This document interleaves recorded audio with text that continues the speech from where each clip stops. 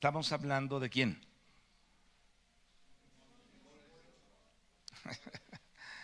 No, no es Tadeo, es Simón el Celote. Ajá. Este, Vamos a continuar con esa historia. Miren, ¿por qué es importante que veamos esto? En primer lugar, entendemos todo el contexto apostólico de una manera más real con la historia que fue escrita incluso de muchos de los que vivieron contemporáneos. No es la Biblia, no es la palabra de Dios, pero obviamente la historia es la historia, ¿no? Hubo muchos historiadores como Josefo y otros tantos que hablaron de Cristo y que hablaron de los discípulos y que hablaron de todos ellos. Entonces, la historia alrededor de ellos, como cuando leímos algo acerca de las iglesias, veíamos que se escribieron algunas cosas acerca, por ejemplo, de Policarpo. ¿Se acuerdan? Que hablamos de Policarpo y de la historia que nos habla acerca de este hermano encargado de una de las iglesias. Y Juan le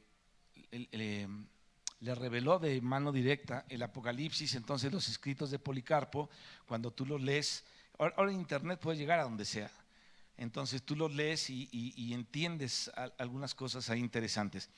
Bueno, aquí estamos hablando de Judas el Galileo y vamos a hacer una pequeña oración y déjame hablarte un poquito acerca de la rebelión de los celotes y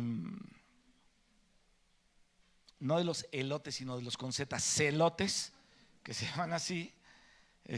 Y vamos a ver de qué se trata todo esto con respecto a el 11º apóstol, en donde vimos algunas de las características la vez pasada y corresponde la piedra de el jacinto. Entonces vamos a orar. Padre, te damos gracias esta noche en el nombre de Jesús por permitirnos, Señor, estar aquí reunidos para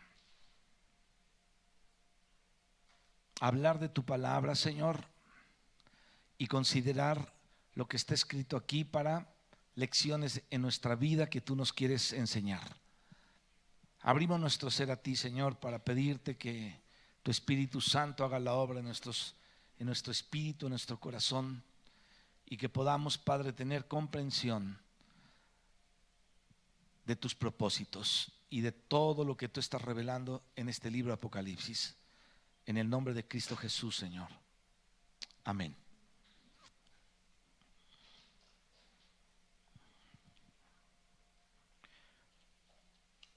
Judas el Galileo se levantó con otro compañero llamado Saduco y organizaron ellos una especie de guerra de guerrillas. Casi siempre donde hay ciertas revoluciones y ciertas cosas así de revolución, hay una guerra de guerrillas como la que quiso hacer Villa, como en fin, lo que conocemos acá en la historia de México.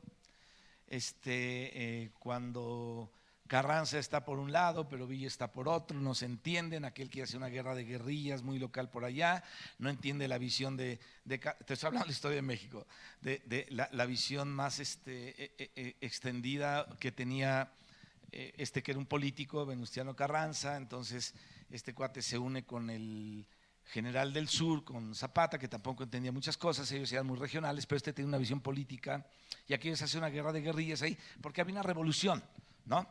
Entonces, en fin, ahí interviene Álvaro Obregón y todo lo que ustedes ya conocen y saben y tienen doctorado en eso, ¿no? Pero transportando eso un poquito a la situación que había en Israel en los tiempos de Jesucristo.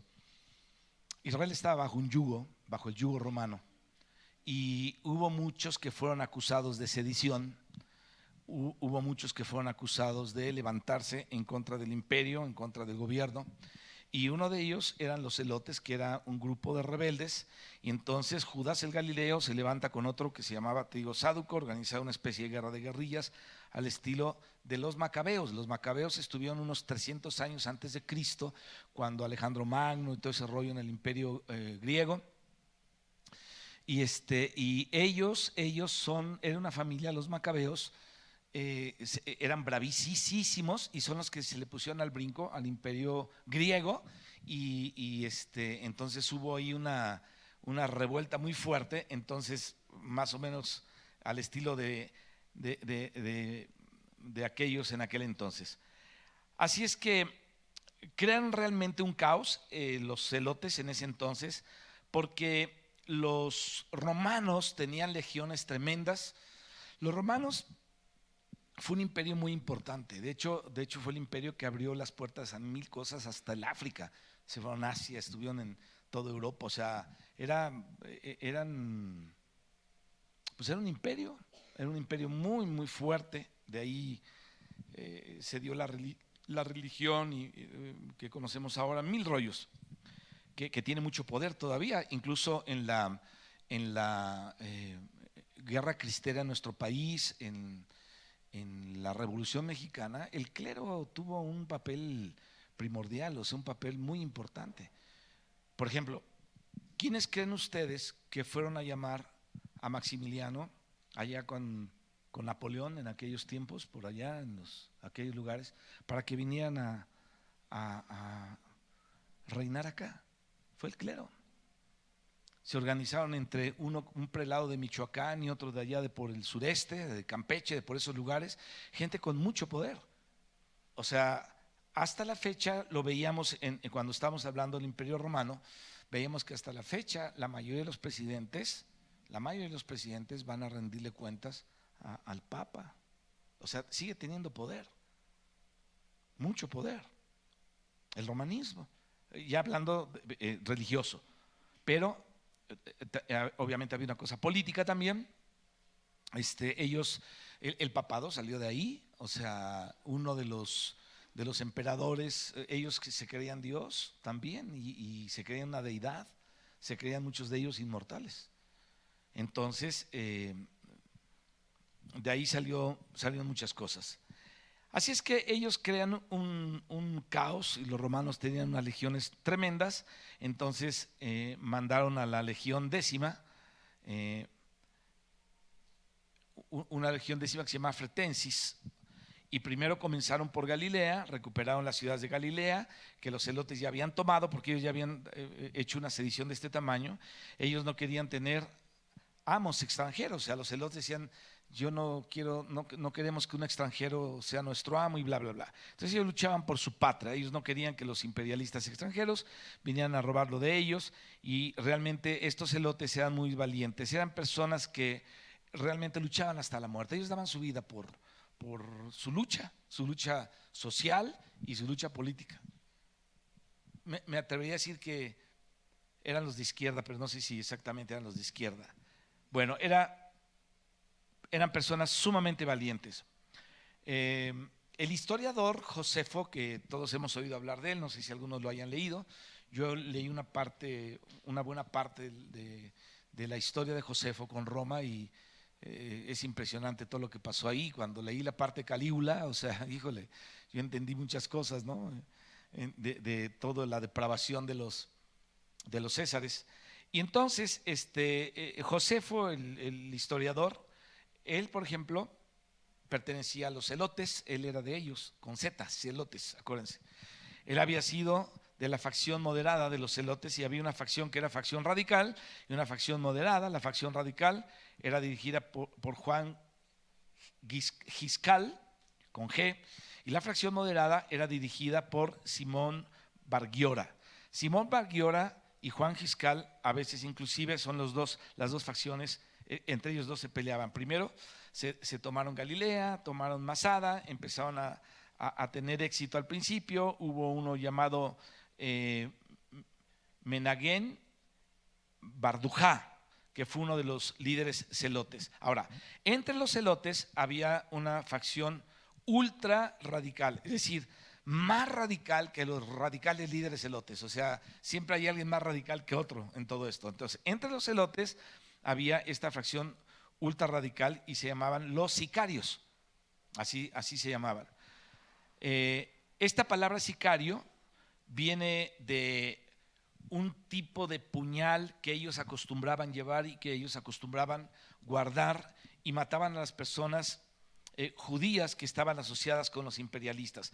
Por eso es que, por ejemplo, Mateo, que era cobrador de impuestos, Zaqueo, no eran bien vistos, ¿no?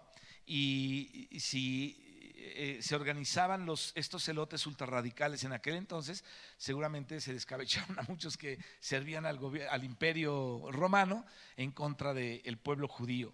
Entonces, ellos tenían un puñal que acostumbraban guardar y mataban a personajes o a las personas judías que estaban asociadas con estas gentes, y no solamente luchaban contra Roma, sino luchaban también contra los judíos traidores. Era algo que ellos lo tenían como muy marcado, ¿no? Los mataban. Hubo cantidad de muertos por causa de la rebelión de los celotes contra Roma, judíos y romanos también. Ellos echaban al plato a todos ellos. Entonces, ¿para qué nos cuentas eso? Para que sepamos de dónde vienen los celotes, quiénes eran y cómo Dios actúa también. Ahora, este que les nombré hace ratito, Menagén de Barjudá o Barjudá, mató al sumo sacerdote porque el sumo sacerdote le decía que por favor no se levantaran contra Roma porque les iban a traer mayores problemas a todo el Sanedrino, bueno, todos los que pertenecían a esto. Dices que ustedes son judíos, no se levanten contra el imperio, nos van a matar también a nosotros. Y dice, pues una vez, y se lo echaron, ¿no? Al sumo sacerdote. Entonces, para que el país sobreviviera, tenían que aprender a convivir. Y les decía el sacerdote que decentemente pidieran los derechos que les correspondían, pero no empezaron a pretender levantarse, o les dijo que no pretendían levantarse contra las legiones romanas porque los iban a acosar. Y esto obviamente, Megán de Barjudá o Barjudá mató al sacerdote, y el sucesor de este fue Eleazar, su hijo. Entonces por fin logró prender a Menagén o Menagén. Fue justiciado y hubo una especie de parada en cuanto al triunfo que tenían los celotes, es decir, lo atraparon, se lo justiciaron y como que se calmó la cosa. Los romanos recuperan Galilea. Vespasiano, en ese tiempo antes de ser emperador, era general. Él recupera Galilea, que era la que estaba ganada por los celotes, y ahí fue cuando Josefo se dio cuenta de que no podía luchar con los romanos, y entonces Josefo, que era un celote pero no tan radical, como era de la facción moderada, buscó la paz con los romanos. Inclusive Josefo le profetizó al general Vespasiano que él iba a ser el próximo emperador. O sea, le dijo, ¿sabes qué? Tú así asado. Y justamente un año después de la profecía, esa profecía de Josefo se cumplió. Así es que Vespasiano llegó a ser emperador, y por esa profecía que le dijo, le tuvo mucha consideración a Josefo. Inclusive lo llevó a Roma, y Josefo vivió en la casa de este hombre, de este emperador, de Vespasiano, y ahí fue donde escribió las antigüedades de los judíos, que es uno de los libros de los escritos que yo leí de Josefo el historiador. Es muy largo todo lo que está ahí escrito, son muchas cosas, pero está interesante. Si te gusta la historia, para entender algunas cosas de este tiempo, pues él ahí le escribió.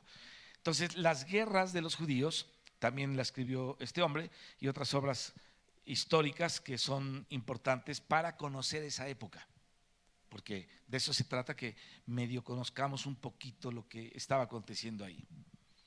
El hijo de Vespasiano era Tito. Y entonces, cuando Vespasiano fue hecho emperador, quedó a cargo Tito de recuperar Jerusalén. Y entonces Tito se trajo a Josefo para que Josefo hiciera la paz con los judíos. Esto era lo que estaba aconteciendo ahí, pero ninguno le quiso hacer caso, porque uno de los gobernadores romanos que estaba en Siria había cometido unas faltas ya muy graves contra los judíos. Su nombre era Cestius era su nombre. Tú lo puedes ver ahí. Este hombre o esta persona había exigido que se le diera una buena parte de la ofrenda del templo. Él era un gobernador romano. Y entonces él exigió a los judíos que de la ofrenda del templo a él le dieran una parte. Y entonces él estaba ofendiendo la fe que tenían los judíos. ¿Qué fe tenían los judíos? Una fe monoteísta, una fe en un solo Dios, una fe en Jehová, en Elohim, en Dios, ¿no? Mientras que los romanos tenían miles de deidades que habían adoptado. Ya vimos el proceso en una ocasión de cómo desde Babilonia llegaron algunas cosas a los romanos y los romanos nada más le cambiaban así como un poquito la imagen a esa estatua y lo seguían adorando. Entonces estos judíos ofendieron y una buena parte de las ofrendas del templo este tipo se las pedía. Ahora, Pilatos había introducido clandestinamente estatuas del emperador para ser adorado, y obviamente eso los judíos que eran monoteístas a muerte, ellos jamás lo aceptaron. O sea, Pilatos había metido imágenes y había puesto cosas para que los judíos y todo el mundo las adorara, pero obviamente los judíos dijeron jamás vamos a aceptar eso. Y entonces Eleazar, que había sido moderado, se volvió contra Roma y declararon a Jerusalén independiente de Roma, y entonces le tocó venir a Tito a acercar la ciudad de Jerusalén, y fue cuando vino la destrucción sobre Jerusalén. Este es el contexto de lo que ocurrió en la destrucción de Jerusalén, que había sido profetizada por Jesucristo y que había sido ya profetizada incluso desde antes. Entonces, como se oyó que se estaban tomando las joyas del templo y se las tragaban, personas que agarraban y les abrían el estómago para sacarle las joyas, tal como los nazis lo hicieron, ¿no? Estaba viendo yo un documental de el oro que escondieron los nazis y los yacimientos de oro que encontraron en lingotes de oro tremendos, pero encontraron valijas llenas de dientes de oro que le sacaron a los judíos. Así, un montón de oro, y estaban en valijas, las abrían y había 100,000 o 2 millones o no sé cuántos de dientes de oro, que eran las riquezas de lo que se robaban los nazis, ¿no? Bueno, algo así pasó justamente en este tiempo. Tomaban las joyas del templo, se las tragaban, pero aquellos venían, les sacaban las joyas que pudieran tener. Entonces, judío que agarraban, lo crucificaban y lo abrían para ver qué se había tragado, a ver si traía dentro las joyas que ellos estaban buscando. Cuando crucificaron al Señor, los judíos habían dicho: su sangre sea sobre nosotros y sobre nuestros hijos. Y de eso te estoy hablando, del cumplimiento de eso en la historia de los emperadores y del hijo de este emperador, Tito. De eso te estoy hablando. Entonces Jacobo el justo, el hermano del Señor, estuvo intercediendo por Israel, de tal manera que dice la historia de la iglesia primitiva que las rodillas tenían como una bola ahí, como un camello de tanto orar intercediendo a favor de Israel y el juicio contra ellos, que ya estaba profetizado por Daniel y también por el Señor Jesucristo. Entonces se detuvo hasta el día en que mataron a Jacobo el justo, porque se lo echaron al plato. El mismo día en que mataron a Jacobo el justo, las tropas de Vespasiano, dirigidas por Tito, su hijo, entraron en Jerusalén. Entonces un promedio de 500 judíos eran crucificados diariamente, un promedio de 500 judíos. ¿Saben cuántos mandó matar Stalin en Polonia en un solo día? Con un balazo de gracia en la nuca. Los ponían hacían una fosa y luego los hincaban en la fosa o parados por atrás así, pa, pa, pa, pa, un disparo en la nuca y caían en la fosa y luego nada más los tapaban y ya, en Polonia. Le echaron la culpa a Hitler era otro asesino, pero esto lo hizo Stalin. Entonces, lo que estaba pasando aquí en esta región de Jerusalén era algo parecido. 500 judíos sacrificaban al día. Fue una matanza impresionante. La historia del hombre ha sido eso, guerras y muertes.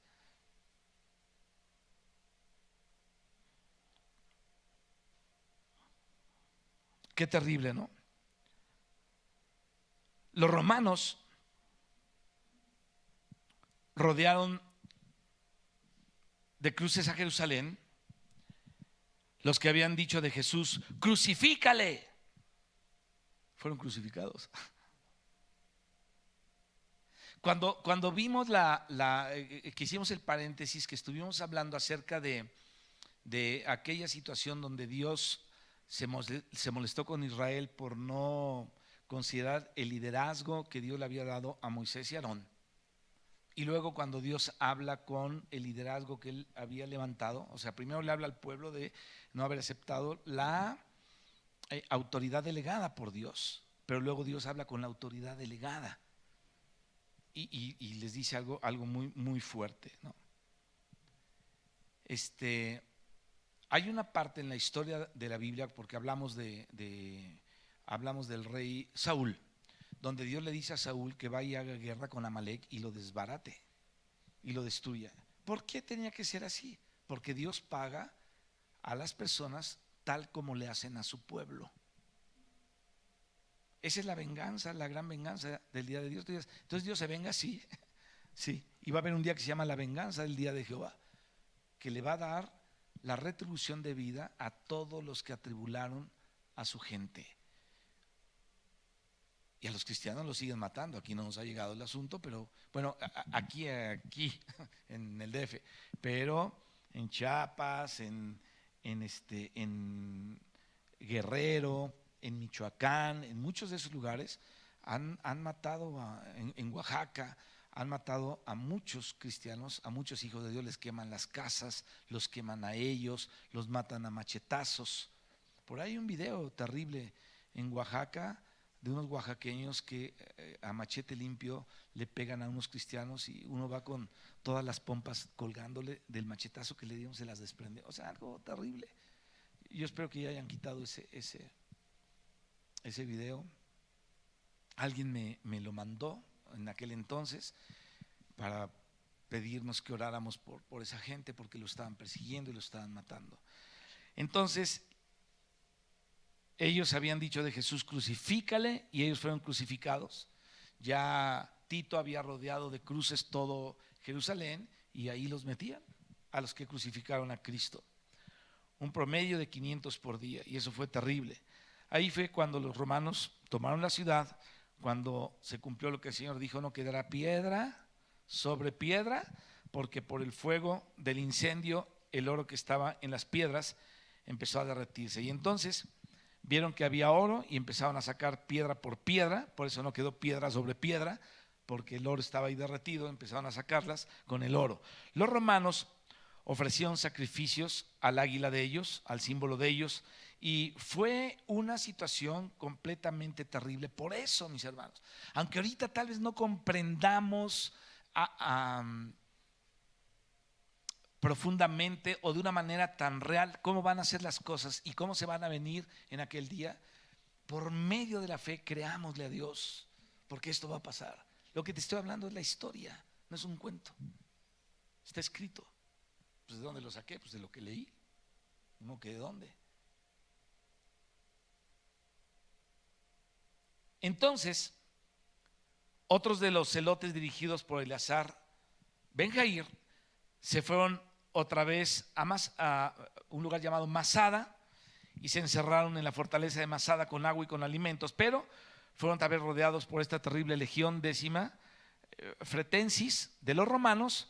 Los encerraron, pero no se quisieron entregar, sino que tomaron la decisión de suicidarse. Y entonces echaron suerte sobre dos de ellos, que eran los que tenían que atravesar a los demás. Dijeron, nos echamos un volado aquí y son ustedes dos los que nos van a matar, y luego ustedes dos se matan y aquí nos quedamos todos ya. Y así, digo, no había píldoras como los nazis, ¿no? Que se las tomaban de cianuro y se morían en 10 minutos, pero aquí fue que echaron suertes para a ver quién atravesaba a los demás. Entonces solamente dos mujeres y unos niños que se habían escondido en unos almacenes, dice la historia, fueron los que quedaron para contar la historia.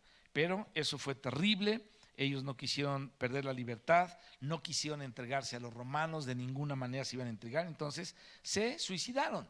Y todo el grupo de ellos, de toda esta gente, se suicidó. Entonces los celotes luchaban hasta la muerte, ellos no cedían ni se echaban para atrás con nada. Cuando Josefo les decía, ellos no aceptaban nada, absolutamente nada. Ellos insistían en liberar a Israel. Y no lo sacaban de ahí ni de chiste. Ellos decían, queremos liberar a Israel de las manos de sus opresores y no vamos a echar un paso para atrás. Pero la mano del Señor estaba ahí. Entonces Dios había dicho que Jerusalén sería destruida, que el pueblo de un príncipe que había de venir destruiría la ciudad y el santuario. Eso lo dijo Daniel, y entonces también lo había dicho el Señor Jesucristo. Y también justamente hubo un primer momento por allá en el año 66 después de Cristo, cuando los celotes lograron alejar las tropas de Cestius, que era el soldado y en ese momento los cristianos se acordaron de la profecía del Señor Jesucristo, que les dijo: cuando viereis en Jerusalén rodeada de ejércitos, sabed entonces que su destrucción ha llegado. Y entonces los que estén en Judea huyan a los montes, y los que en medio de ella váyanse, ¿no? Entonces inmediatamente ellos aprovecharon esa pequeña victoria de los celotes, que hicieron retroceder a este señor Cestius, y huyeron a Pela. Se escribe con doble L, Pella, a Pela. Ahora sí que se pelaron para allá. Y allá la mayoría de los cristianos se libraron de una destrucción terrible de Jerusalén. Cuando hablamos de esto, en la gran tribulación que va a venir por el anticristo, veíamos cómo hay una franja en Jerusalén, hay un lugar en donde la gente va a poder huir cuando venga la bronca fuerte en aquel lugar, en aquel entonces. Acá no sé cómo vaya a ser.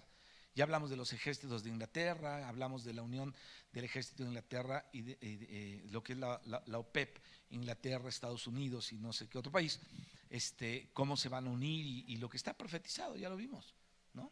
El papel de la URSS, el papel de China y el papel de estos que están acá, ¿no? Está la Unión Europea y están los que van a moverse de este lado de acá del occidente.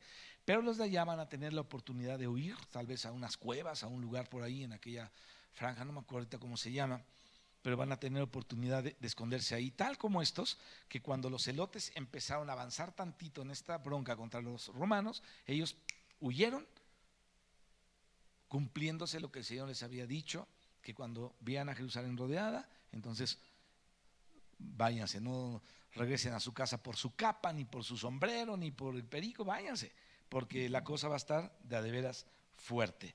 Y se fueron para allá la mayoría de los cristianos.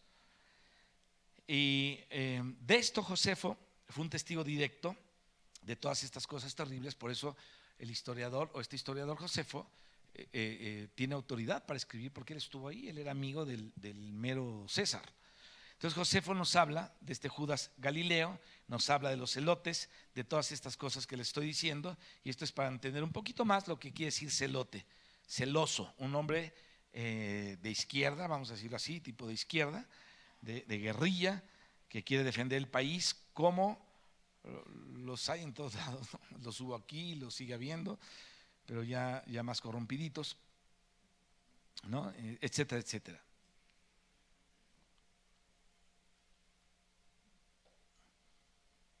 Hablemos un poquito del equilibrio en la iglesia.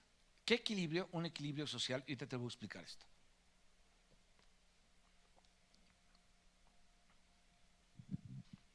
El Señor Jesucristo, del capítulo 2 y 3 de Apocalipsis, compara la iglesia con un candelero. ¿Se acuerdan de eso?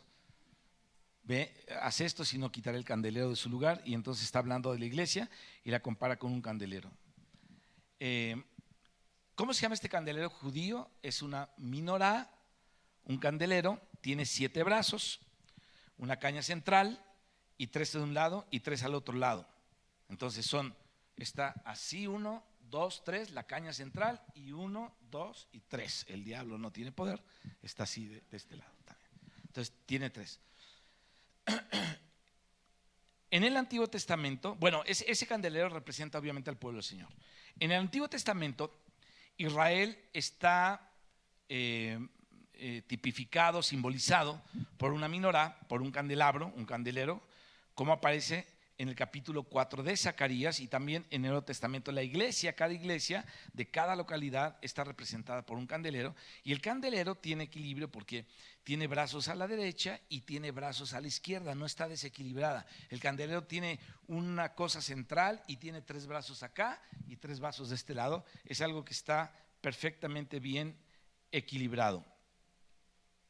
Entonces, si tuviera solamente los brazos de la derecha, pues no estaría equilibrado. Si tuviera los de la izquierda, pues tampoco estaría equilibrado. Y el Señor pudo reunir a los apóstoles de ultraderecha y a los de ultraizquierda, como Mateo el publicano. Fíjense, Mateo era uno de los que los celotes odiaban. Era el peor enemigo de Simón el celote. Antes de ser apóstoles, Mateo el publicano representaba a los traidores. Los celotes los llamaban traidores porque ellos trabajaban en convivencia con el imperio, obviamente para explotar, y además robaban, como Zaqueo. Pagaban impuesto adelantado al imperio romano y luego cobraban los intereses al pueblo. Es decir, ellos, como tenían dinero y habían hecho su negocio, le decían al imperio, a ver tú, tú judío, cobrador de impuestos, tal fecha me paga los impuestos. Entonces decían estos, no, yo te los pago antes. Pero cuando le tocaba pagar el impuesto al pueblo, les cobraban el impuesto más los intereses. Entonces ellos sacaban unas buenas ganancias de todo ese rollo del pueblo. Entonces ellos eran el instrumento de opresión, del imperialismo romano sobre Judea. Entonces los publicanos eran odiados, y el Señor llamó a un publicano y el Señor llamó a un celote. Es interesante. Entonces estamos hablando del equilibrio social en la iglesia.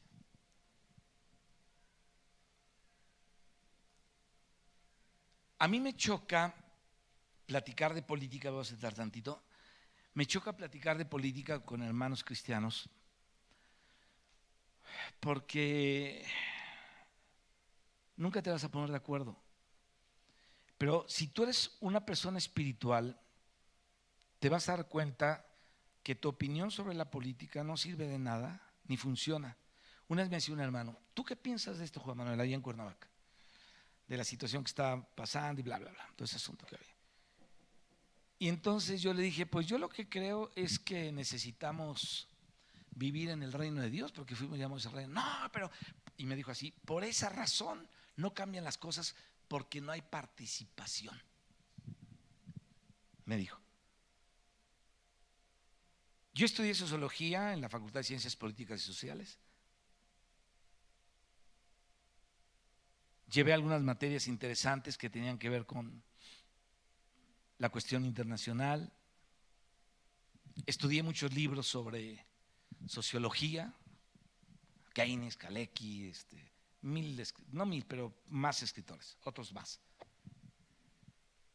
O sea, no ignoro lo que puede ocurrir o lo que se da o lo que es una sociedad, no lo ignoro. Mi tesis la hice en la Sierra Norte de Puebla, allá por Necaxa, con un grupo de cafetaleros y gente que se dedica a vender flores, que todos ellos son como pequeños empresarios rurales. Ahí fue donde hice mi proyecto de tesis. O sea, conozco un poquito, entiendo un poquito esa problemática. Pero por la gracia de Dios, entiendo el reino de Dios un poquito, un poquito. Entonces yo le decía a este hermano que nuestra preocupación debe ser esa, no el rollo.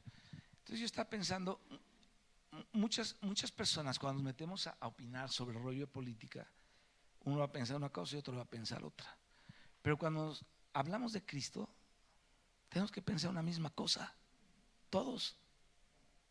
¿Qué puedes hablar tú distinto de Cristo que yo cuando los dos leemos la Biblia? O sea, la Biblia es nuestro parámetro, nuestro medidor. Pero si hablamos de política, ahí va a estar el problema. Entonces, yo estaba pensando en todos los esfuerzos que, fíjate, tantas muertes en la revolución, tantos ahorcados que hubo. había kilómetros en la Revolución Cristera y en la revolución de nuestro país. En algunas partes como Jalisco, partes del Bajío y lo que es el norte de Zacatecas, Torreón, todo eso para allá arriba, cuando venían la bronca, las peleas fuertes, hubo muchos ahorcados. Y yo llegué a ver fotografías de kilómetros y kilómetros en caminos de terracería, en donde en cada poste había una persona colgada, pero kilómetros aquí en nuestro país. Entonces la pregunta es, o la cuestión es esta: ¿quién puede equilibrar a una sociedad? Muchos que habían puesto ya su confianza en lo que estamos viviendo ahorita ya se decepcionaron, están sumamente decepcionados. Y cuando dice, ¿por qué está pasando esto? Siempre dice, por la culpa de aquellos, ¿no? Y a lo mejor es verdad, no sé si es la culpa o no, yo creo que sí, pero no sé bien. No voy a hablar de eso. Pero ¿quién puede equilibrar un país? ¿Quién puede equilibrar la sociedad? Solo Cristo, mis hermanos. Solo Cristo. Si tú eres comunista o imperialista, eso no me importa. Si eres un hijo de Dios, estamos en lo mismo. Si tú fuiste un ladrón o un vicioso o un mentiroso o un defraudador y yo fui otra cosa peor que tú, ahora en Cristo eso ya no importa, estamos unidos en Cristo. O sea, eso es impresionante. Sociológicamente hablando, no hay mejor teoría de la sociología que vivir y practicar el reino de Dios. ¿En verdad? ¿Para qué? Para vivir de una manera equilibrada. Si ni los matrimonios entienden, y eso que se aman con locura, eso dijeron, ¿no? Y de repente se dan cuenta en el matrimonio que no se entienden y muchos terminan separándose y odiándose. Ahora, ¿qué equilibra un matrimonio? ¿O quién equilibra un matrimonio? Cristo. Solamente Cristo. Él es el equilibrio de la humanidad. Por eso te estoy hablando de este candelero y del equilibrio que tenía ahí. Así es que él llamó a un publicano y llamó a un celote. Es decir, ahí están los dos brazos del candelero. El candelero tiene un centro y tiene el equilibrio a los lados, y un centro en la izquierda y uno en la derecha, ultra izquierda y ultra derecha. Entonces ya están todos representados en la iglesia. El Señor salva a toda clase de personas. El Señor salva banqueros, salva guerrilleros. El Señor es capaz de salvar todo tipo de personas y reconciliarlas en Él, porque Él es justo, Él es correcto, Él es lo correcto del universo. Él es la justicia del universo. Él es el que puede hacer esto, nadie más. Él no se ladea para ningún lado. Él está representado por la caña central de ese candelero, y es lo que sostiene los brazos de la izquierda y los de la derecha. Pero fíjense, existe una facción de izquierda dentro de la iglesia debido al carácter de algunas personas, debido a su personalidad. Esa personalidad está reflejada en el jacinto, y entonces vemos que Dios llamó a uno que era un celote, que era de izquierda. Dios lo llamó.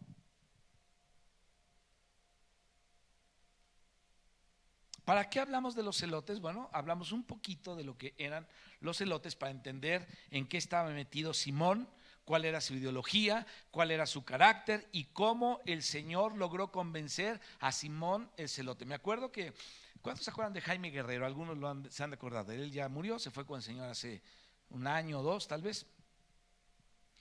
Ya está grande, él, muy grande de edad. No sé de qué murió, pero murió, ya se fue con el Señor. Pero él platicaba una historia, porque él saben que Dios lo sacó de la cárcel y tuvo un ministerio carcelario. Él tenía su corazón con la gente de la cárcel. Y él platicaba una historia de un asesino múltiple, terrible, ¿no? Que lo encerraron en Santa Marta y lo metió en una crujía con otro y le dijo: vuelves a roncar y te mato, y lo mató, porque volvió a roncar, pues hasta aquí controla sus ronquidos, y se le echó al plato. Entonces él ya traía muchas vidas adentro, en su cuenta, y lo meten a unas crujías especiales ahí en el reclusorio.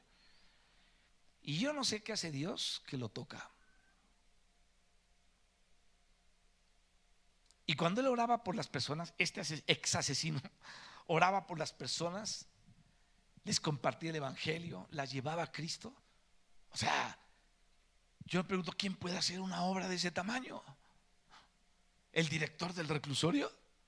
¿O el de la penitenciaría? Ese trae otros business por otro lado, seguramente. El de aquel entonces, no el de ahora, yo no lo conozco ni a lo que él, pero solo Dios puede hacer una obra de ese tamaño. Qué tremendo, ¿no? Él es el equilibrio para todos.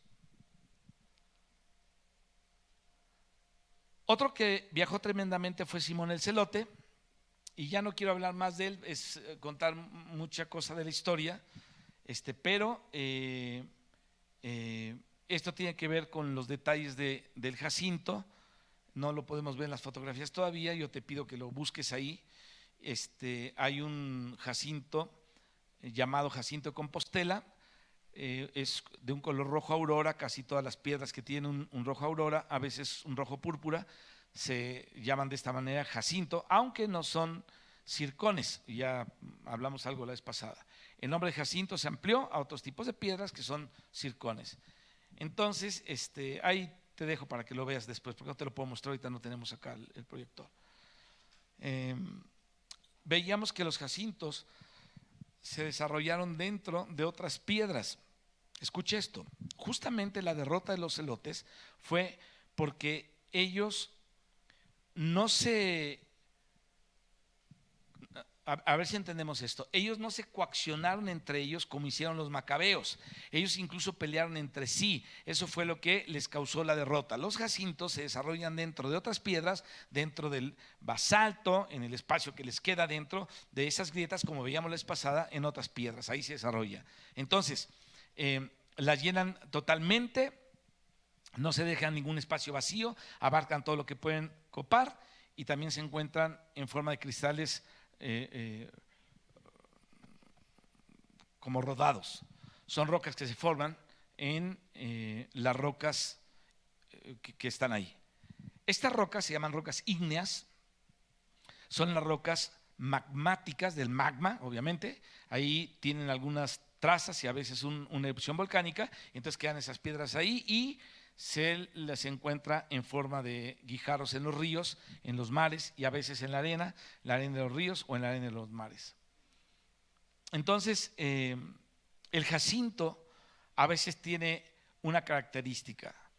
Hay lo que se llama el jacinto común y el que se llama un jacinto noble. El jacinto común es el que afectó demasiado la radioactividad que se produce ahí, su propia radioactividad, lo hace común, lo hace turbio, le quita transparencia, aunque él se puede hasta fotografiar solo, o sea, es muy chistoso el fenómeno que hace ahí. Tienes que leer todo eso, si te interesa verlo, investigar un poquito.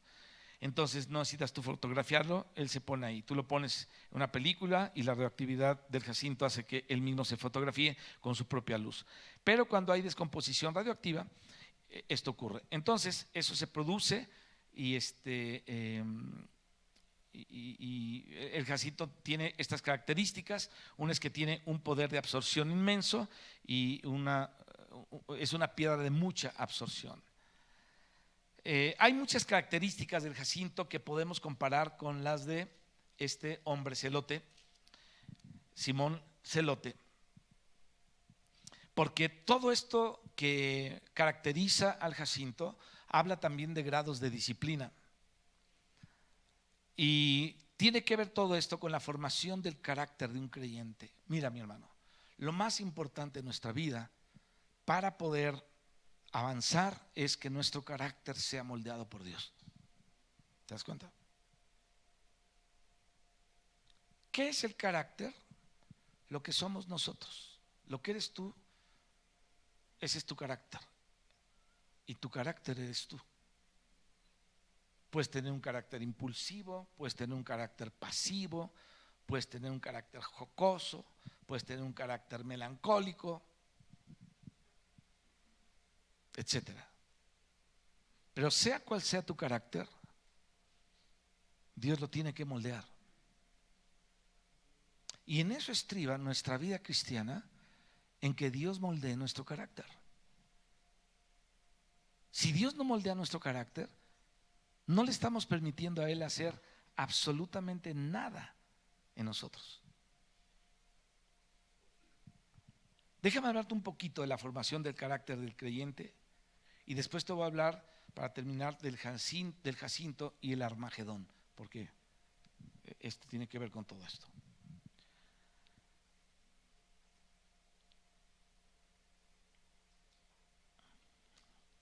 Una persona estaba siguiendo a Cristo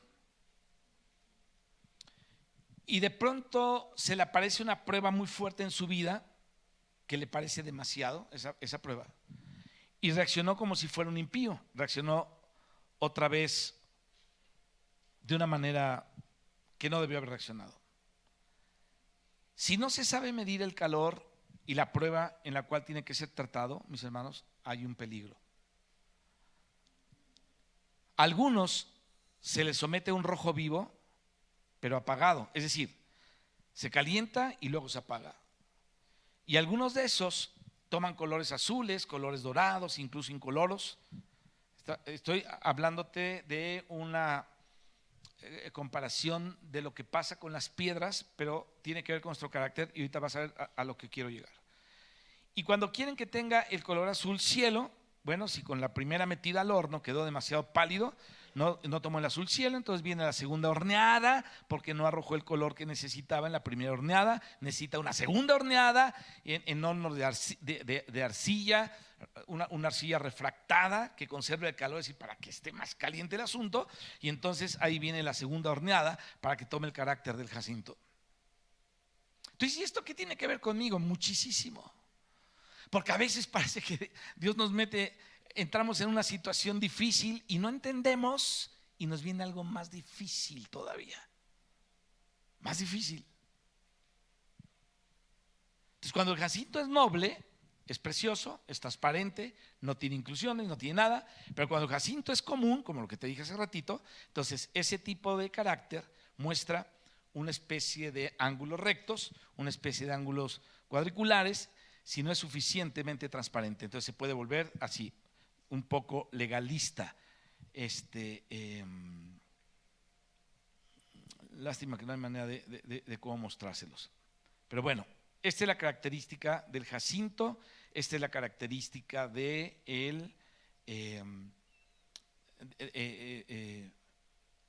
cómo Dios nos mete en una situación que a veces pensamos que es suficiente, salimos iguales, medios bruscos, no tan transparentes, y hasta nos volvemos más mañosillos. Entonces Dios nos tiene que meter un horno todavía más caliente, y pues cuando menos muchos se dan cuenta ya ni están aquí.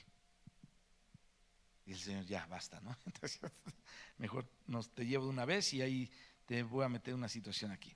Bueno, otra característica del Jacinto que vamos a ver aquí en Apocalipsis es su fluorescencia, o sea, la luz que refleja cuando se le mira a través de un filtro. No es lo mismo verlo así que cuando refleja una luz a través de un filtro o cuando se le somete a un rayo X o a los rayos X o ultravioletas. Ellos reflejan una luz interna que no se ve a simple vista, pero cuando se mira dentro a través del filtro con estos rayos X que penetran, entonces tiene una fluorescencia de color amarillo mostaza. Entonces el Jacinto no es amarillo mostaza por fuera, pero por dentro es amarillo mostaza. Déjame decirte algo. Hablando un poquito de la realidad de la iglesia, estaba yo leyendo un libro muy interesante, ya lo leí hace ya tiempo, acerca de la realidad de la iglesia, y está basado en lo que habla el Señor en Apocalipsis 2 y 3, que tiene que ver con esto. Fíjate, tú y yo podemos reflejar algo, pero ser otra cosa dentro. Eso está terrible. O sea, Si la iglesia es jocosa y grita y baila y canta, no tiene que ver eso externo con que esté bien con Dios. O sea, precisamente no se refiere a eso.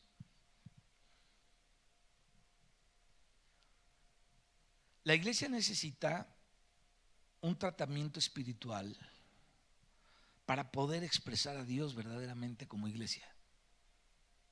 Y déjame decirte, hermano, con tanto cristianismo tan amañado, es difícil poder ver esto que te estoy diciendo. Difícil. Pero tenemos que seguir luchando y orando, no darnos por vencidos. ¿Y qué es lo que tenemos que hacer? Cada uno de nosotros tenemos que ser bien honestos con Dios. Bien honestos con Dios. Saber dónde está nuestro punto flaco y luchar hasta que Dios nos levante, Dios transforme el carácter. Porque cuando nos reunimos aquí, todos debemos ejercer un sacerdocio santo a Dios.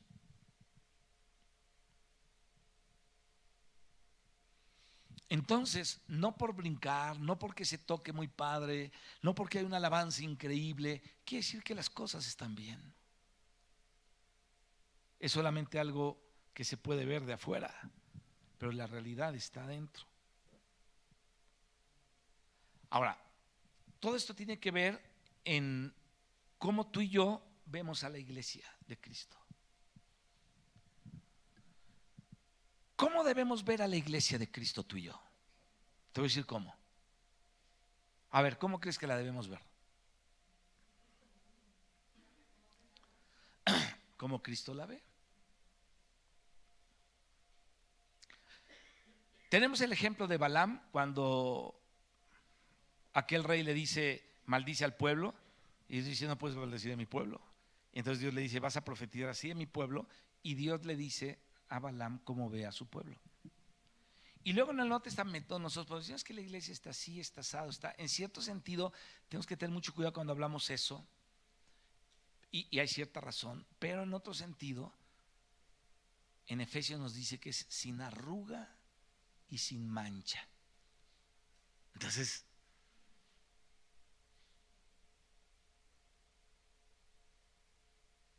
¿qué es la mancha y la arruga?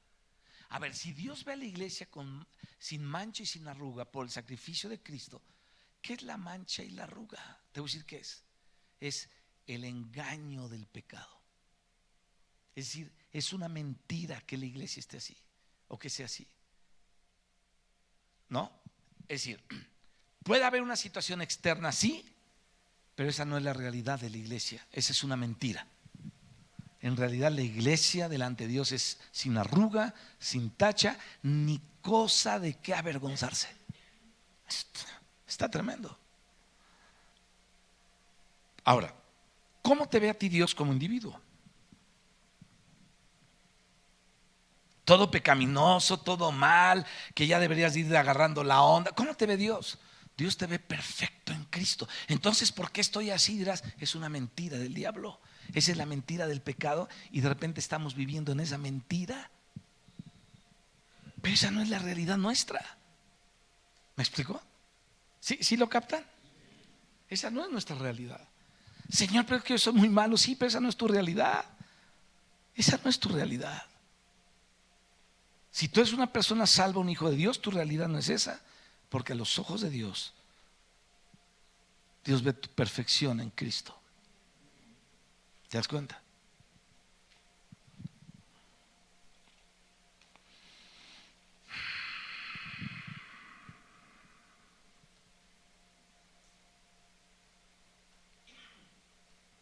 En la sexta copa, pasando a otro punto,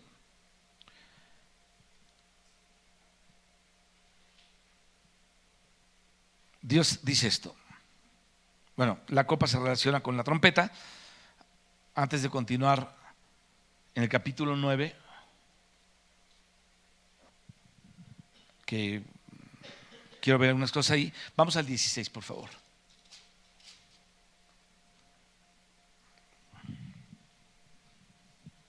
Ahí se habla de la sexta copa. En el 12 dice, el sexto derramó su copa sobre el gran río Éufrates. Fíjense aquí la relación de la sexta trompeta que es el inicio, y la sexta copa, que es la conclusión, y aquí la trompeta inicia y la copa se consuma. El sexto derramó su copa o su taza sobre el gran río Éufrates, y el agua de este se secó para que estuviera preparado el camino para los reyes del oriente. No es solamente China, porque China es uno de los reyes de oriente, pero ahí está también Corea del Norte, está también Tailandia, está Vietnam, está Camboya, está Laos, está Birmania, son la Indochina, entre la India y la China, y entonces la principal fuente de jacinto es la Indochina. Qué curioso. Todas las piedras preciosas se encuentran en distintos lugares, pero tienen determinadas fuentes. Por ejemplo, la esmeralda, la fuente de la esmeralda, bueno, en Colombia hay muchas esmeraldas. Podríamos decir que es la capital mundial de las esmeraldas, Bangkok, la capital mundial del jacinto, y la mayoría, lo más grande, la fuente del jacinto, es la Indochina, los reyes de Oriente.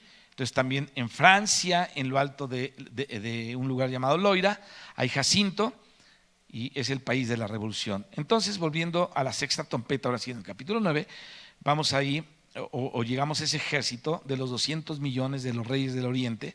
Ahora, solo China tiene un ejército de 200 millones, dice el 17, 9:17. Así vi en visión los caballos y a sus jinetes, los cuales tenían corazas de fuego de jacinto. Déjame ver algo acá.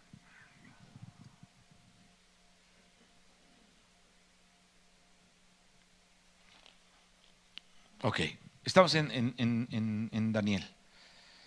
Dice,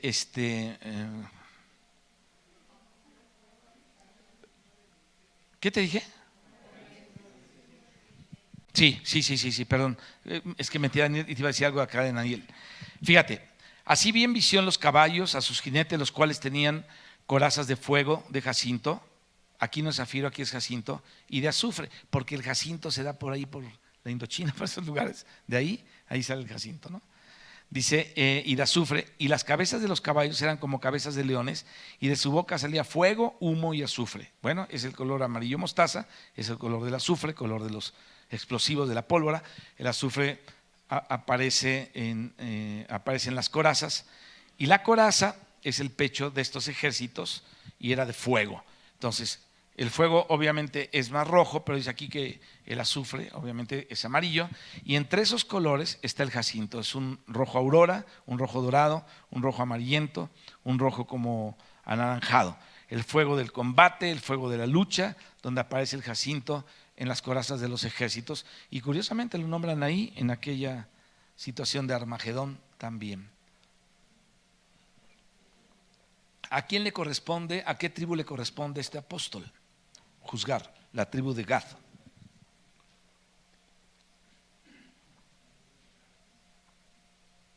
A Simón el celote le corresponde juzgar a la tribu de Gad. Vamos, como lo hemos hecho en otras ocasiones con nosotros, a la profecía acerca de Gad en 49 de Génesis 19, y miren lo que se dice Gad y vean si tiene que ver o no tiene que ver. Fíjate, Gad es la tribu que va a juzgar Simón el celote. Versículo 19 de 49. Gad, ejército lo acometerá, mas él acometerá al fin. Bueno, significa aquí que es un guerrero. Los celotitos, ¿no? Ya hablamos de los celotes, ¿sí o no? Ahora, en las cosas de Dios, mis hermanos, hay que ser un guerrero, pero en el sentido positivo, o sea, en el sentido espiritual, tal vez podríamos llamarlo así, positivo. Dios necesita guerreros. Acuérdate que la epístola que el apóstol Pablo, por medio del Espíritu Santo, escribió, la epístola a los Efesios, ahí habla de la iglesia, entre una de ellas habla como la iglesia, de la iglesia como el guerrero de Dios, es decir, es la que está orando, la que está intercediendo, la que está atando, la que está desatando, la que está cubriendo, la que está bajando el poder de Dios, la que está expresando a Dios. O sea, la iglesia en cierto sentido es un guerrero. Cuando estamos orando en una situación de lucha, en una situación difícil, por un país, por un familiar, por un matrimonio, por lo que sea, hay una guerra, ¿no? Entonces, aquí se habla de esto. Gad, ejército lo acometerá, mas él acometerá al fin. Entonces, es un guerrero. y esto es algo espiritual y positivo. Entonces Dios necesita guerreros, necesita gente de valor, gente de resistencia, como lo fueron los celotes hasta la muerte. O sea, tú y yo no podemos ser cristianos nada más por 45 años y se acabó. Tenemos que serlo hasta la muerte. Acuérdate que los celotes no cedían. Ahora, la tribu de Gad podemos darnos cuenta que está relacionada con ejércitos. Ejército lo acometerá, mas él acometerá al fin. ¿Se dan cuenta cómo se relacionan una cosa con otra? Vamos también a Deuteronomio 33, 20 y 21. Ahí están las bendiciones de Moisés a las 12 tribus, y esta cita es la bendición de Moisés, ya no de Jacob, que es en Génesis, sino de Moisés a Gad en Deuteronomio 33, 20. Gad dijo: bendito el que hizo ensanchar a Gad, como león reposa y arrebata brazo y testa. Escoge lo mejor de la tierra para sí, porque allí le fue reservada la porción del legislador. Y vino en la delantera del pueblo, es decir, un guerrero en la delantera del pueblo. Con Israel ejecutó los mandatos y los justos decretos de Jehová. Ejecutó la ejecución, porque dice que tomó la delantera. O sea, Gad era luchón, era bravo, y esa es la característica de los celotes, la característica de lo que estamos viendo. Así es que Gad era una tribu realmente guerrera. La primera tribu que se tomó la tierra del oriente de Jordán fue la tribu de Gad. Gad se tomó esta tierra y después no se quedó allí en la tierra, sino que dejó a sus hijos, su familia, dice aquí la escritura, se fue a guerrear a favor de las otras tribus al occidente del Jordán. Recién cuando ellos habían tomado la tierra, regresaron otra vez a Gad, que es lo que se llama Galaad. Esa es la Transjordania, que es donde les digo que van a huir aquellos, bueno, al norte de lo que es Amón o Moab. Antes estaban Amón, Moab, Sehón, rey de Esbón, Og, rey de Basán. A eso se les tomó la tribu de Gad, y la tribu de Gad era la tribu a la vanguardia de la guerra. Cuando Israel, mis hermanos, se tenía que tomar la tierra con los gigantes, él fue a la vanguardia y fue precisamente Gad el que estuvo en eso. Él no le barrió a los gigantes, digo, me lo he hecho. No los echamos. Y después fue el que tomó la tierra y exterminó a los gigantes, y entonces a todos ellos dejó a los suyos, se fue a seguir peleando con los otros hasta que los otros tuvieran sus tierras. Y recién después de que los otros ya tenían asegurado lo suyo, volvió a su tierra. Por eso dice, y vino en la delantera del pueblo. Bueno, a veces necesitan personas que vayan a la vanguardia, personas que tengan valor, que sean guerreros, y podemos ver lo mismo en Simón Celote. Y ahora hablemos un poquito de la historia de Simón el Celote, de todo lo que hizo y la historia, lo que nos habla de él. Pero es interesante que nos habla de el guerrero que va a la vanguardia, ¿no? En la delantera. Simón el Celote, hablando ya de la historia de Simón el Celote, obviamente todo lo que se dice en el Nuevo Testamento se dice de Simón el Celote, que es uno de los 12 en primer lugar, de los 12. Toda la misión que Dios le dio, cómo ellos podían predicar, ellos podían echar demonios, podían resucitar muertos, sanar enfermos, y podían ir a todas las partes de la tierra. Dice, me seréis testigos en Judea, en Samaria, en Jerusalén, Samaria y hasta el último rincón de la tierra. Eso lo tenía que hacer los 12, y dice la escritura que abundante gracia había sobre todos ellos. ¿Por qué? Hacían prodigios y milagros todos ellos. Eso también fue con Simón el Celote. Después de haber estado un tiempo Simón el Celote ahí en Judea, porque el Señor les dijo que fueran primero a Judea, a Samaria y luego hasta el último de la tierra. Bueno, Simón el Celote bajó a Egipto, y a Egipto había bajado también Jacobo Alfeo, ¿se acuerdan? Había también bajado Mateo y Matías, el otro apóstol. Pero Mateo, Jacobo, Alfeo y Jacobo el Feo se quedaron en Egipto. Mateo bajó hasta Etiopía, Tomás les acompañó en Etiopía y después siguió hacia el oriente por el Golfo y el Mar Arábigo hasta la India. En cambio, este hombre, Simón el Celote, este apóstol, tomó el occidente, es decir, él se fue por todo el norte de África. Después de recorrer todo lo que es Egipto, Simón el Celote pasó a evangelizar en Libia, lo que hoy es Libia. Después pasó lo que antes se llamaba Cirenaica, así se llamaba. Hoy esos países es Túnez, es Argelia, es Marruecos. Fíjense, ahí estuvo Simón el Celote. Un día que vayas por allá a recorrer aquellas tierras, ten cuidado con todos los que hacen ahí escándalos. Pero bueno, el día en que vayas allá a Marruecos y a todos esos lugares, vas a decir, aquí estuvo Simón el Celote, ¿no? O sea, compartiendo por parte de Dios. Bueno, todo eso evangelizó este apóstol hasta llegar a Mauritania.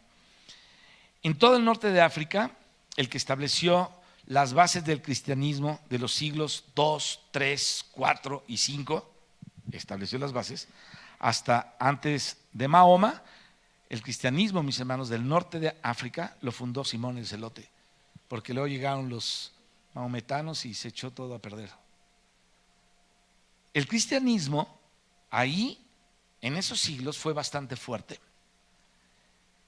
El que estableció las bases de los cristianos en el norte de África, de Egipto, Libia, Mauritania, fue justamente Simón el Celote. Después surgieron líderes fuertes en Cartago, Tertuliano, Cipriano, y por ahí Donato, Ticonio y Agustín de Hipona. ¿Nunca has leído las cartas de Agustín de Hipona, los mensajes que tiene? Ese te lo recomiendo, búscalo ahí, Agustín de Hipona, y lee sus escritos.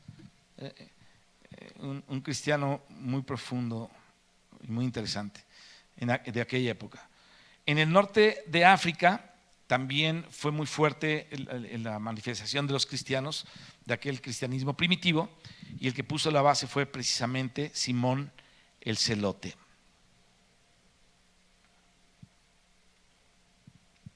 Parece clase de historia, ¿verdad? Perdón, pero si no, no podemos comprender muchas de las cosas que estamos hablando. No veo manera en que la podamos comprender de otra forma, bien, o mejor, por lo menos más completa. Así es que hace muchos años yo te hablé de cómo Dios hizo arreglos en la historia para que pasaran muchas cosas hasta el nacimiento de Cristo. No sé si te acuerdas que hablamos de eso. Fueron varias conferencias de eso. Hablamos justamente de Grecia, hablamos de Babilonia, hablamos de Roma, hablamos de cómo se dieron la situación con los macabeos, la bronca que hubo ahí, cómo se levantó, dónde estaba Jerusalén entre la bronca con los libios y con los otros imperios, y siempre estaba en medio Israel de todos ellos. Y por fin, en el momento más extraño, más raro de la historia de ese lugar, en ese tiempo, nace Jesucristo. En el tiempo más extraño. Humanamente diríamos, no era el mejor momento para que el Mesías naciera. Sin embargo, era el kairos de Dios, o el momento de Dios, el tiempo de Dios, para que se cumpliera la profecía del nacimiento del Mesías. Y nació justamente en eso. Entonces, ¿qué pasó con todo eso? Dios hizo arreglos en la historia y lo sigue haciendo. No los comprendemos todavía bien, algunos, pero lo que ya pasó lo podemos comprender, y a la luz de la Escritura podemos tener un poquito de entendimiento de esto. Fíjate, después la iglesia se divide entre los donatistas y los católicos. Y al dividirse viene el primer juicio del Señor. Siempre que una iglesia se divide, viene el juicio del Señor. Siempre. Entonces, aquí no fue la excepción. Están los donatistas, los católicos, viene el juicio del Señor. ¿Por qué? Porque Mahoma apareció en el siglo 7, en los años 600 y pico, no sé cuánto, y la fuerza se tomó esos países del norte, o por la fuerza los tomó los países de África, y arrasó con el cristianismo que había. Entonces, el Islam se hizo a la fuerza hasta la fecha. O es de esos, o estás, o eres un perro o un cerdo que debe morir. Así dicen los radicales islámicos. No digo que todos, pero los radicales. Una vez unos hermanos estudiosos de todo este rollo compartieron unos cantos de los islamistas y se oían así como, ay, como parecía como que estaban hablando en lenguas, ay, ay, no, ay, cantaban. Casi yo le decía como un apache, pero no era así, no era como apache, era como, pues, como árabe, ¿no? Pero cuando lo empiezan a traducir, empiezan a decir, y te voy a sacar las tripas, y si tú no crees en esto, si tú bla, bla, bla, no te ajustas a las reglas, te voy a matar como un cerdo. O todo eso decían esas canciones. Están locos esos cuates. Imagínate que nosotros cantáramos eso. El que no venga aquí le sacaremos las tripas, ¿no? O sea, estaría rarísimo. A lo mejor con un tachún lo cantaríamos, ¿no? Pero dice unas cosas pesadas, pesadas. Entonces, el islamismo se ha impuesto. ¿Te das cuenta? Simón el Celote cruzó el mar Mediterráneo y pasó a las Galias, y estuvo un tiempo en las Galias y luego pasó a Britania, lo que hoy es la Gran Bretaña, o sea, Inglaterra, la zona de la Gran Bretaña. A la zona de Inglaterra pasó Simón el Celote, dice la historia, y estuvo él evangelizando un tiempo ahí, porque aquí hay algo interesante. Dios sabe cómo mueve las fichas, Dios sabe cómo mueve a las personas. Y el emperador Claudioa, así se llamaba, en 16 días se tomó el sur de Gran Bretaña, o sea, Britania, y estableció las colonias romanas que hablaban latín, porque ese es el idioma que se hablaba. Y lo establecieron ahí. Ya los apóstoles para esa época hablaban no solamente el idioma que hablaban, que era el arameo.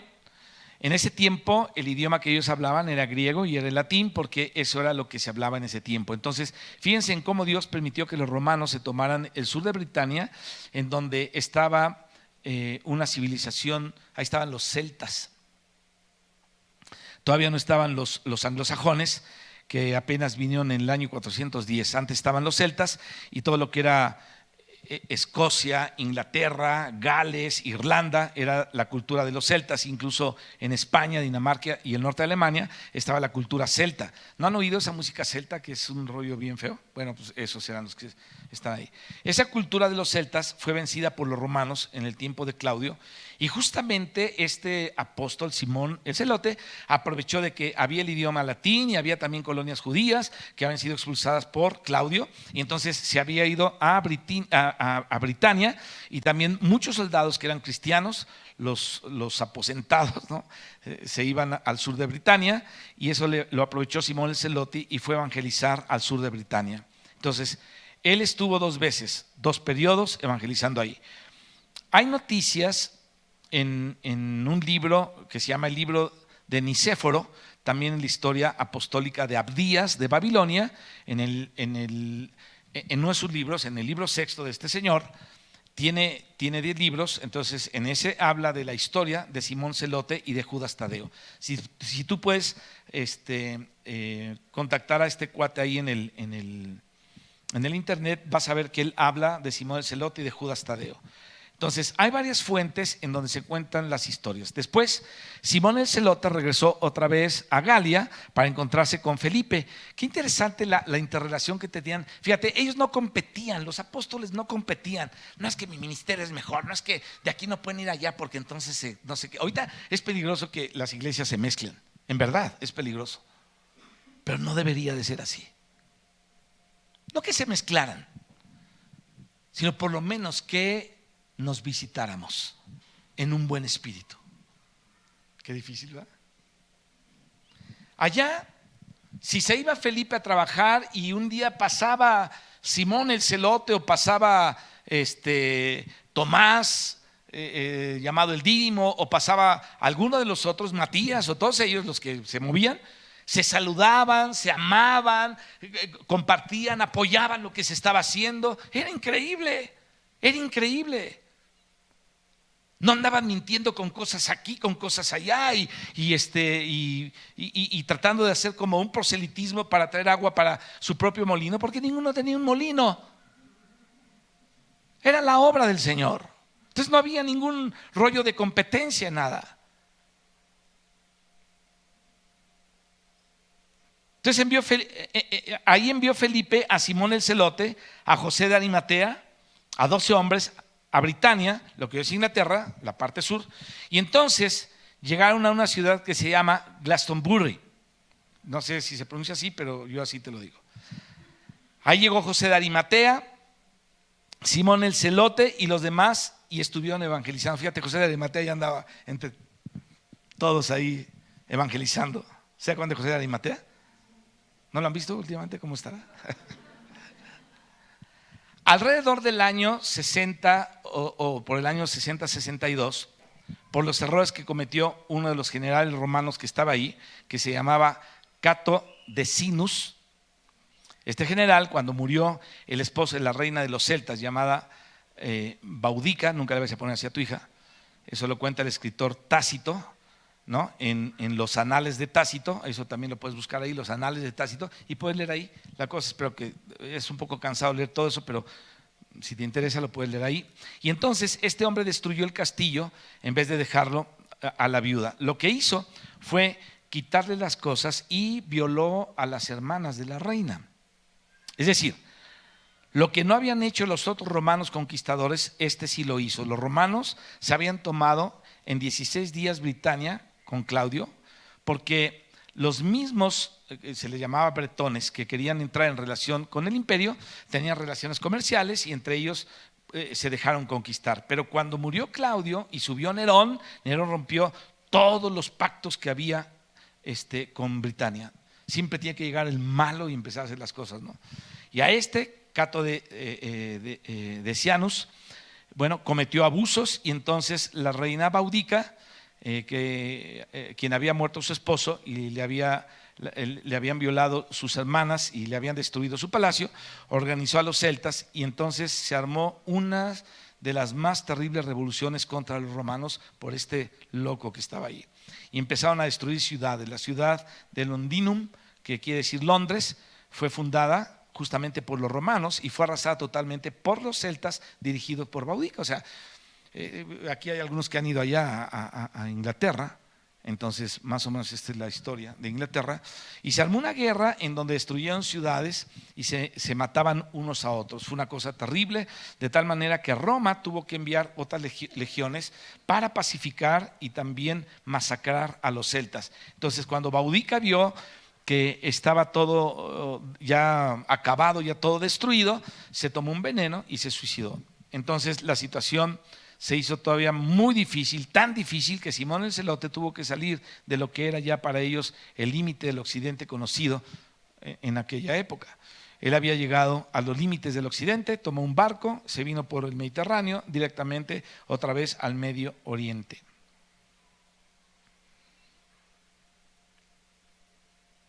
Cuando hablamos de Tadeo, ya se me acaba el tiempo, cuando hablamos de Tadeo, que él estuvo un tiempo en Fenicia, estuvo enfermo también en ese tiempo, cuenta la historia, casi hasta morir, Tadeo ahí en Fenicia, él casi se muere.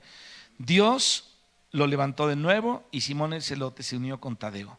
Ahora, cuando Tadeo volvió a Siria, a Mesopotamia, lo que es Babilonia, a lo que es Persia y la parte que trabajó Tadeo ya la segunda vez en Siria, y como algo hablamos de esto, en lo que era Mesopotamia y el río Tigris, lo que hoy es Irak, lo acompañó Simón el Celote. Ahora, lo que era Babilonia, que se decía Mesopotamia en la era de los sumerios, de aquella época, y Persia, hoy es Irán, el sur del Mar Caspio. Bueno, todos estos estuvieron evangelizando, o todo esto estuvieron evangelizando estos dos. Un discípulo de ellos se llamaba Cratón, que fue el que escribió la historia de ellos. Entonces, busca ahí a Cratón, la historia de Cratón, probablemente lo puedas ver y vas a ver la historia apostólica de estos cuates, está interesante si puedes localizarlo.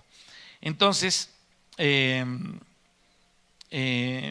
escribe la historia de ellos, las pasó al latín uno que se llamaba Julio Africano. Abdías de Babilonia las incluyó en los 10 libros de historia apostólica. En el libro sexto de esto habla la historia de la misión de Simón el Celote con Tadeo en Siria, en Mesopotamia y en Persia.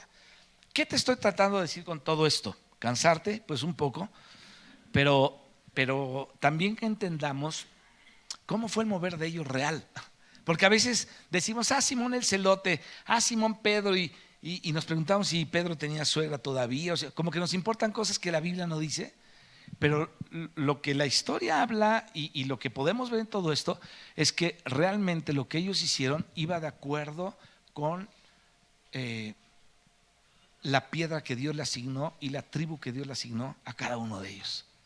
O sea, eso nos debe hacer ver que la Biblia es sumamente extraordinaria, sumamente misteriosa, pero divina, ¿no? Porque ¿quién puede hilar una historia así como la Biblia? ¿Qué libro puede ser así? Ninguno, solamente Dios interviniendo con los hombres. Te voy a platicar la siguiente vez lo que pasó cuando Tadeo se fue a Armenia y Simón el celote se queda en Persia. Entonces, cuando Mateo estaba en Egipto y en Etiopía, había 2 magos ahí. Ya te lo voy a contar para que no te quedes con el chisme a la mitad.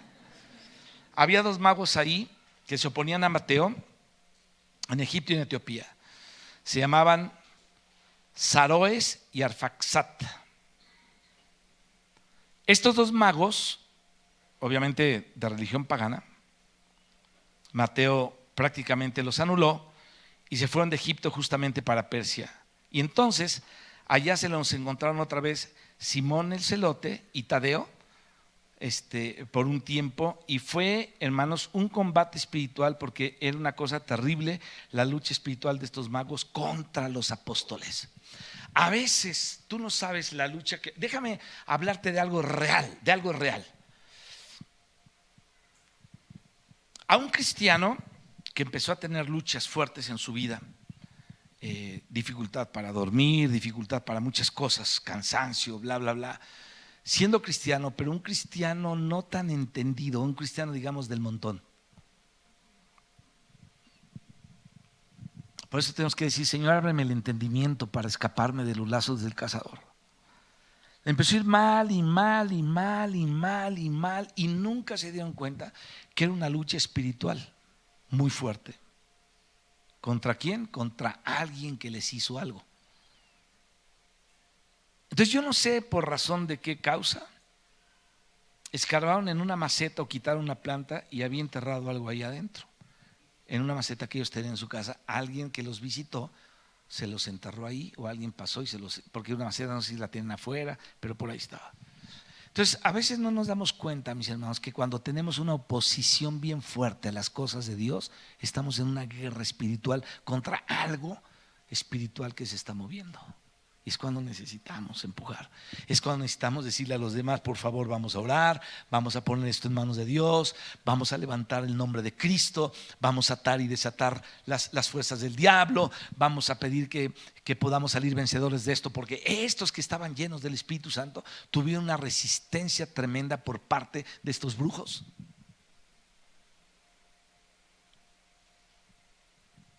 Acuérdate qué fue lo que pasó en los tiempos de Daniel. ¿Por qué no llegaba la respuesta? ¿Te acuerdas por qué no llegaba la respuesta a Daniel? Le dijo Dios, fíjate, Dios le dijo: ni siquiera necesitabas ayunar. Bueno, no se lo dijo así, pero dice: Daniel, tu oración fue oída desde el primer día. Pero hubo una bronca ya con el príncipe de Persia. Había 2 príncipes de Persia, ya lo vimos. El títere, que era el que gobernaba aquí, pero había el principado, lo espiritual, que era lo que lo movía. Entonces la guerra era fuerte. Déjame decirte que cuando tenemos una guerra así espiritual, nuestra única arma es la oración y no salirnos de los caminos de Dios, ni de chiste. Amén.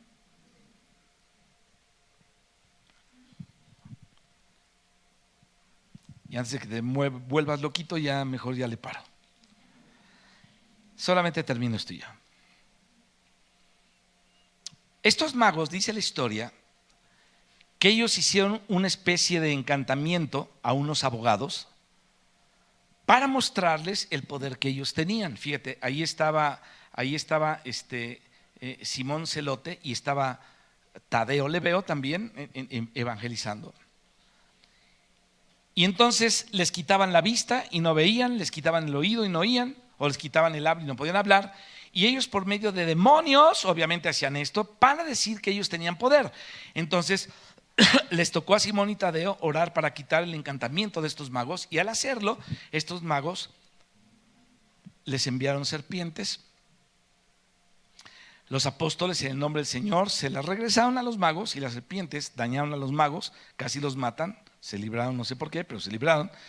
Solamente que Simón oró para que no murieran. Entonces él intercedió para que no se murieran.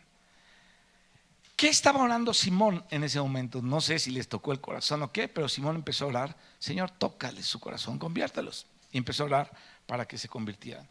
Aquí nosotros no nos damos cuenta de la lucha espiritual que tenemos, y podemos llegar a odiarnos unos a otros por la causa que quieras.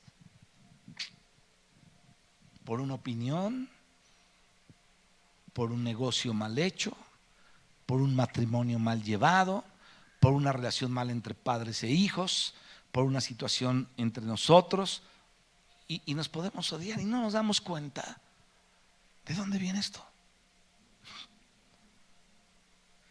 Pero tú ves a Simón, dice la historia, que ahora, para que estos magos se conviertan, incluso el rey casi mata a los magos, y entonces se adelantaron a Persia. Ahora, cuando los apóstoles estaban en Mesopotamia, los magos se adelantaron a Persia y les prepararon un ambiente contrario. Cuando llegó Simón, se encontró con este ambiente totalmente contrario. Entonces Tadeo se fue para Armenia, Simón el Celote se quedó en Persia, en una ciudad que se llamaba Sunair. Y ya después se muere Simón el Celote, ya después te cuento cómo se murió. Pero pues esta es parte de la historia apostólica y de la historia de Simón el Celote. Fíjate que ninguno de ellos estuvo solo, sino siempre se relacionaban con otro, ¿no? Llegaba Felipe, llegaba Mateo, llegaba Jacobo, o llegaba Tomás, o llegaba Bartolomé, o Felipe el apóstol, y siempre se relacionaban. Haz de cuenta, se iba fulano para tal lugar y luego el Espíritu llevaba a otro para allá y se visitaban, y era algo increíble, era algo increíble.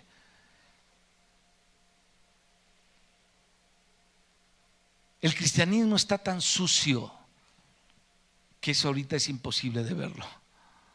Imposible.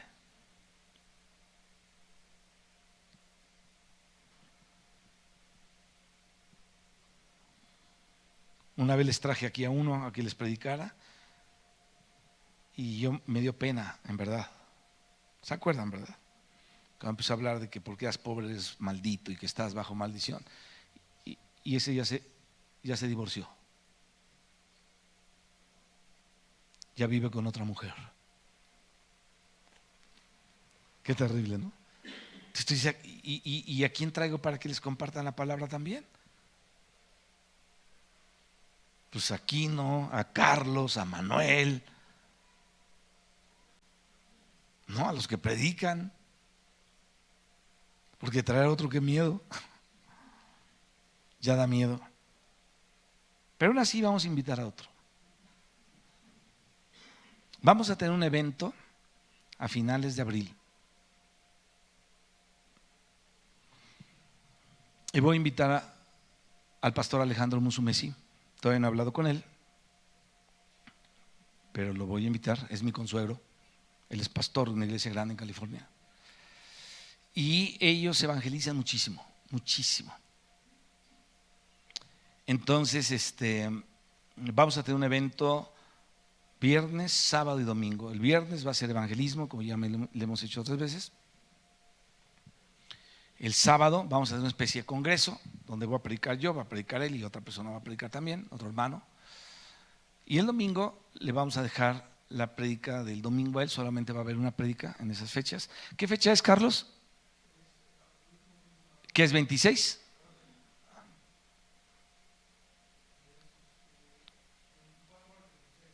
Del 24 al 26 de abril.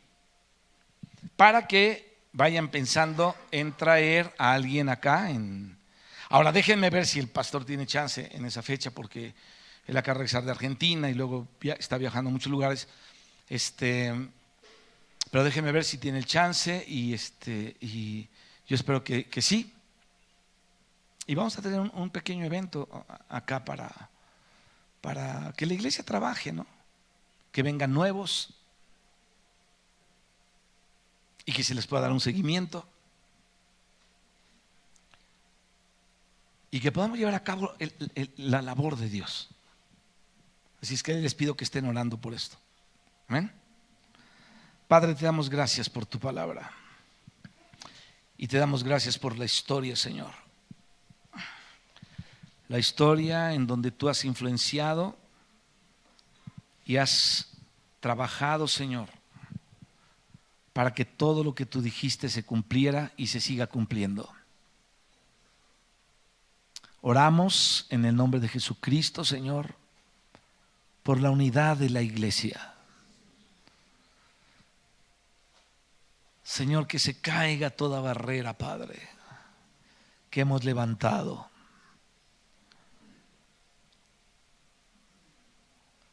Toca nuestros corazones, Señor, para ser entendidos en esto. Y que la iglesia tenga el poder de tu Espíritu Santo para deshacer, Señor, las acechanzas del enemigo. Porque por eso, Señor, no hay poder en las oraciones entre los cristianos. Sí respondes oraciones, lo sabemos, pero creo que no es lo que tú desearías, Señor, de tu iglesia. Señor, permítenos tener comprensión de cómo tenemos que rendir nuestro corazón a ti para que tú puedas laborar a través de nosotros en medio de un mundo perdido, Señor. En el nombre de Jesús, te pedimos que cubras con tu gracia, con tu poder, a los que salen a predicar a la calle, Señor, los domingos que salen, a Ernesto que va al metro a predicar a los vagones todos los domingos en las mañanas. Te pedimos, Señor, que tú les guardes y les cubras en el nombre de Jesucristo. Yo quiero que hagamos algo.